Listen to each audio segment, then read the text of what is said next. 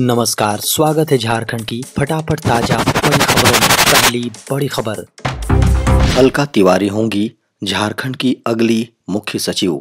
झारखंड में मुख्य सचिव के रूप में आईएएस अलका तिवारी को बनाया जा सकता है। खबर है कि भारत सरकार ने आईएएस अलका तिवारी को केंद्रीय प्रतिनियुक्ति से उनके मूल कैडर झारखंड में वापस करने का आदेश जारी किया है। खबर है कि इसके बाद यह संभावना जताई जा रही है कि उन्हें मुख्य सचिव के पद पर पदस्थापित किया जा सकता है। अलका तिवारी 1988 बैच की आईएएस हैं। फिलहाल वे केंद्रीय प्रतिनियुक्ति पर हैं और झारखंड में कई जिलों में डीसी के पद पर भी नियुक्त रहकर काम कर चुकी हैं। बता दें कि वर्तमान में झारखंड के मुख्य सचिव एल ख्यांगते पदस्थापित हैं। एल ख्यांगते इसी माह के 31 अक्टूबर को सेवानिवृत्त होंगे। हालांकि झारखंड में आचार संहिता लागू हो गया है, इस कारण मुख्य सचिव के पद पर पदस्थापन का फैसला चुनाव आयोग को ही लेना है। झारखंड में चुनाव का बिगुल बज चुका है। चुनाव संपन्न कराने के लिए 590 कंपनी पैरामिलिट्री फोर्स की मांग। झारखंड में विधानसभा चुनाव के दौरान सुरक्षा एवं विधि व्यवस्था को चाक चौबंद बनाए रखने के लिए राज्य की पुलिस ने पैरामिलिट्री फोर्स की 590 कंपनियों की तैनाती की मांग की है। हाल ही में लोकसभा चुनाव के दौरान झारखंड में 3 चरणों में मतदान कराया गया था और उस समय 230 कंपनी पैरामिलिट्री फोर्स की तैनाती की गई थी। विधानसभा में कुल 81 सीटों के लिए 2 चरणों में 13 एवं 20 नवंबर को वोटिंग कराया जाना है, जबकि मतगणना 23 नवंबर को कराई जाएगी। बता दें कि भारत के निर्वाचन आयोग ने झारखंड में भय मुक्त एवं निष्पक्ष माहौल में चुनाव कराएं, जहां चुनाव संपन्न कराने के लिए चाक चौबंद इंतजाम के निर्देश दिए हैं। बता दें कि चुनाव की घोषणा के ठीक पूर्व आयोग के निर्देश पर झारखंड को कुल 100 कंपनी में पैरामिलिट्री फोर्स उपलब्ध कराई गई है। झारखंड में अवैध राशि के इस्तेमाल पर चेकिंग अभियान तेज। जी हां, झारखंड विधानसभा चुनाव के दौरान अवैध राशि के इस्तेमाल पर रोक लगाने के लिए जांच अभियान तेज कर दी गई है। बता दें कि इसी कड़ी में बुधवार को झारखंड में 2 अलग-अलग इलाकों में चेकिंग के दौरान 7,60,000 रुपए की राशि बरामद की गई है। बता दें कि जांच अभियान के दौरान हजारीबाग जिले के चौपारण थाना इलाके में जीटी रोड पर वाहनों की जांच के दौरान एक बस से सवार यात्री के बैग से 6,22,000 रुपए मिले हैं। वहीं बुधवार को ही पश्चिम सिंहभूम जिले के कोतवाली थाना इलाके में झारखंड ओडिशा बॉर्डर पर लगे चेक पोस्ट पर पुलिस ने बाइक पर सवार 2 लोगों के पास से 1,38,000 रुपए नगद बरामद किए हैं। देश में 18 अक्टूबर तक होगी मूसलाधार बारिश। मौसम विभाग ने कहा है कि दक्षिण बंगाल की खाड़ी के मध्य इलाकों में 14 अक्टूबर तक एक निम्न दबाव क्षेत्र बन सकता है, जो अगले 36 घंटों में तमिलनाडु, पुडुचेरी और दक्षिण आंध्र प्रदेश के तटों की ओर बढ़ सकता है। इसका असर असम और उसके आसपास के इलाकों पर भी दिख सकता है। इसके अलावा आईएमडी ने कहा है कि देश में दक्षिण पश्चिम मानसून की विदाई के साथ ही प्रायद्वीपीय भारत में पूर्वोत्तर मानसून का आगाज हो गया है। इसके कारण भी तमिलनाडु, पुडुचेरी, केरल, लक्षद्वीप समेत कई इलाकों में बारिश हो रही है। मौसम विभाग ने कहा है कि आने वाले एक दिन में दक्षिण भारत के कई राज्यों में भारी बारिश की संभावना है। मौसम विभाग ने कहा है कि तमिलनाडु, पुडुचेरी, केरल, लक्षद्वीप, कर्नाटक के कई इलाकों में अगले 48 घंटे तक बारिश हो सकती है। इस दौरान आंध्र प्रदेश और तेलंगाना में भी बादल बरसने के पूरे आसार हैं। वहीं गुजरात, महाराष्ट्र, मध्य प्रदेश, छत्तीसगढ़ में भी हल्की से मध्यम दर्जे की बारिश हो सकती है। वीआईपी की सुरक्षा से हटेंगे एनएसजी कमांडो, सीआरपीएफ संभालेगी कमान। देश की वीआईपी हस्तियों की सुरक्षा में तैनात एनएसजी कमांडो को लेकर केंद्र सरकार ने बड़ा निर्णय लिया है। खबरों की माने तो सभी वीआईपी सिक्योरिटी ड्यूटी से एनएसजी कमांडो हटा लिए जाएंगे। उनकी जगह सीआरपीएफ के जवान सुरक्षा की जिम्मेदारी संभालेंगे। बता दें कि यह आदेश अगले महीने से लागू होगा। केंद्र सरकार ने अपने आदेश में कहा है कि एनएसजी कमांडोज का इस्तेमाल अब मात्र आतंकवाद विरोधी अभियानों के लिए ही किया जाएगा। खबरों की माने तो इस समय 9 वीआईपी हैं जिन्हें जेड प्लस कैटेगरी की सुविधा सुरक्षा मिली हुई है और उनकी सुरक्षा में एनएसजी के ब्लैक कैट कमांडो तैनात है। अब उनकी जगह सीआरपीएफ जवानों को तैनात किया जाएगा।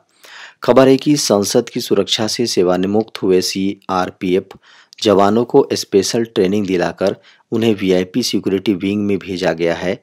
इसके लिए नई बटालियन का भी गठन किया गया है। यही जवान वीआईपी की सुरक्षा में तैनात किए जाएंगे। रेलवे ट्रैक पार करने के दौरान ट्रेन से टकराया हाथियों का झुंड, एक हाथी की मौत। रेलवे ट्रैक पार करने के दौरान हाथियों का झुंड रेलवे ट्रेन से टकरा गई। बता दें कि चक्रधरपुर में 23 हाथियों के झुंड से मालगाड़ी की सीधी टक्कर हो गई। इस टक्कर में एक हाथी के बच्चे की मौत की खबर है। खबर है कि एक बच्चे और एक वयस्क हाथी जख्मी हो गए हैं। घटना बंडामुंडा स्टेशन के पास सोमवार करीब रात 10 बजे की बताई जा रही है। इस हादसे के कारण से कई ट्रेनों का परिचालन 5 से 6 घंटे तक के लिए बाधित रहा। बता दें कि हादसे की खबर मिलने पर रात लगभग 1 बजे रेल कर्मियों ने ट्रैक से शव को हटाया। इसके बाद लगभग 2:15 में अप लाइन, जी हां, 5 घंटे बाद अप लाइन पर ट्रेनों का परिचालन शुरू हो सका। इस दौरान समलेश्वरी एक्सप्रेस समेत कई ट्रेनें जहां तहां खड़ी रहीं। हालांकि हादसे की सूचना वन विभाग को मंगलवार की सुबह मिली। 18% डीए के एरियर को लेकर 1 करोड़ कर्मियों व पेंशनर्स को झटका। केंद्र सरकार में 1 करोड़ से अधिक कर्मचारियों और पेंशनरों के डीए डीआर में 3% की वृद्धि की है। महंगाई भत्ते की दर अब 53% हो गई है। हालांकि सरकार ने कोरोना काल के दौरान रोके गए 18% डीए के एरियर को लेकर कोई बात नहीं कही।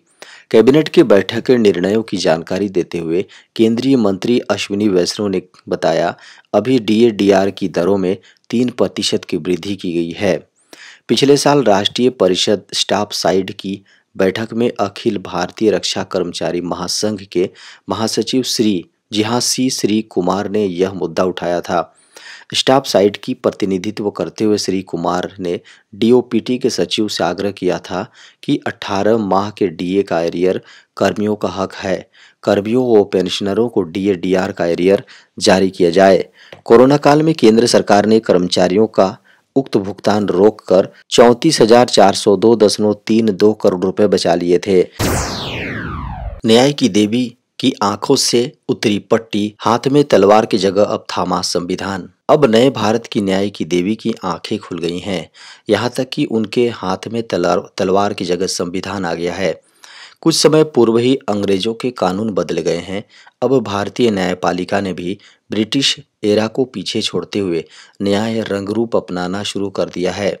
सुप्रीम कोर्ट का न केवल प्रतीक बदला है, बल्कि सालों से न्याय की देवी की आंखों पर बंधी पट्टी भी हटा ली गई है।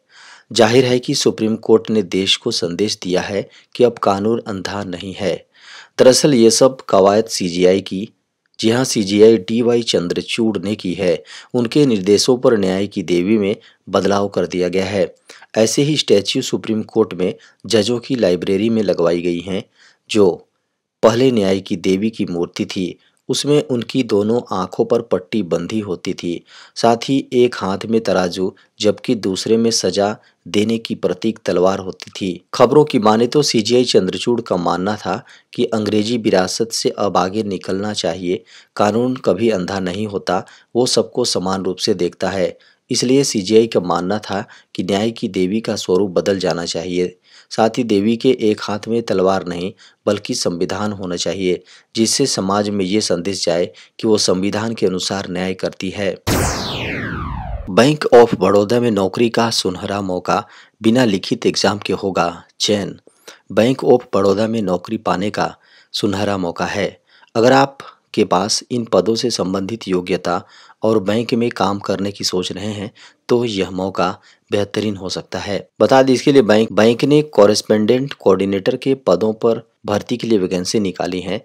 जो कोई भी इन पदों के लिए अप्लाई करने का मन बना रहे हैं तो बैंक ऑफ बड़ौदा की आधिकारिक वेबसाइट bankofbaroda.in पर जाकर आवेदन कर सकते हैं। बता दें कि बैंक ऑफ बड़ौदा के इस भर्ती के लिए जो उम्मीदवार आवेदन करने पर विचार कर रहे हैं, उन्हें 6 नवंबर तक या उससे पहले आवेदन करना होगा। इस भर्ती के माध्यम से बिजनेस कॉरेस्पोंडेंट कोऑर्डिनेटर के पदों पर बहाली की जाएगी। बता दें कि बैंक ऑफ बड़ौदा की इस भर्ती के लिए जो भी उम्मीदवार आवेदन करने की सोच रहे हैं, उनकी अधिकतम आयु सीमा 65 वर्ष होनी चाहिए। साथ ही युवा उम्मीदवारों की आयु सीमा 21 से 45 वर्ष के बीच निर्धारित की गई है।